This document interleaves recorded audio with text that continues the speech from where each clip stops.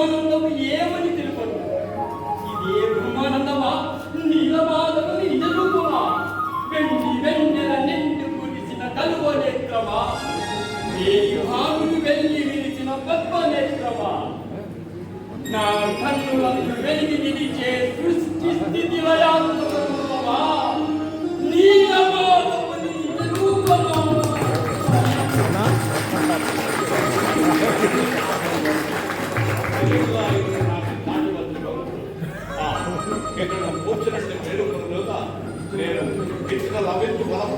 సేకరించి స్వామి వారికి నైవేద్యం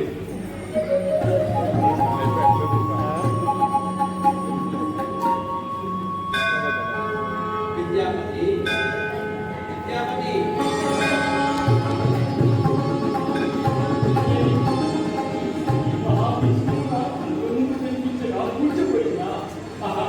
ఎన్నో భయం స్వామి స్వామి బ్రహ్మాండాలను నిందించిన స్వామి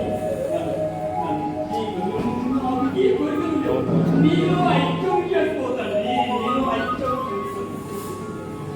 విద్యాపతి ఇంద్రచంద్రుడి కోసం మహర్నిశలు వేస్తున్నాడు.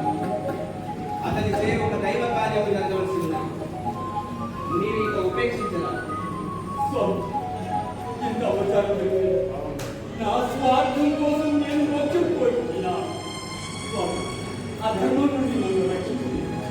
మా నిజ భారం కరుణించడం ఆయన నీ కోసం పరితపించడం నీ జన్మోహన రూపాన్ని ఒక్కసారి స్వామి. విద్యాపతి నీ కర్తవ్యమును నీవు నిర్వహించు. ఇంద్రచంద్రుడితో పాటు లోకంలోని ప్రజలందరికీ నా అనుగ్రహం లభించగలదు.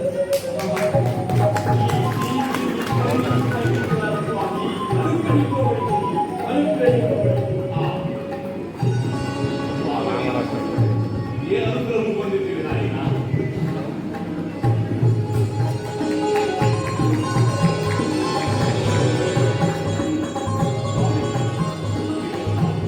ఇతను కూడా అనుగ్రహించాను. సత్యం పలికి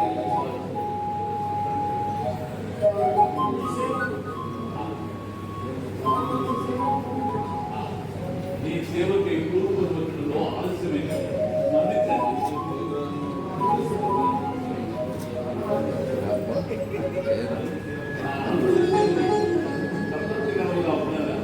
విశ్వమంతా వ్యాపించిన విష్ణువు కదా, ఏనాడు ఏ భక్తులు సేవించినా తృప్తి పడుతుంది కదా.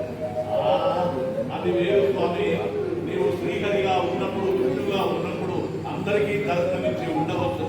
అందరి చేత సేవలు కానీ ఈ నీలమాధవుని రూపంలో కేవలం కేవలం నా సెలవు మాత్రమే స్వీకరించవాలి.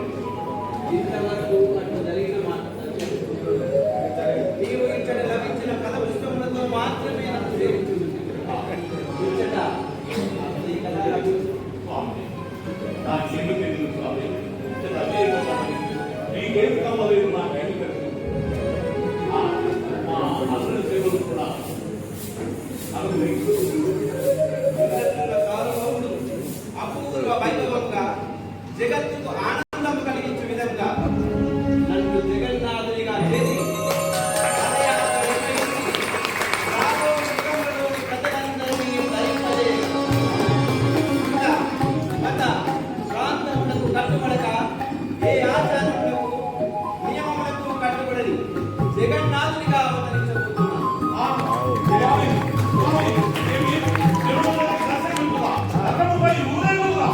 దీనికి ప్రధాన కర్తవ్యం నీదే సుమా. మహారాజుని కొనిపోయి సేవలు చేయడం రఘుపై కొనిపించిన దానికి నేను ప్రధాన పాత్ర వహించబడినా ఎన్నడూ నన్ను విడువదని కదా నీ ప్రతిజ్ఞ. నిన్ను ఏ జన్మలోనూ విడువను.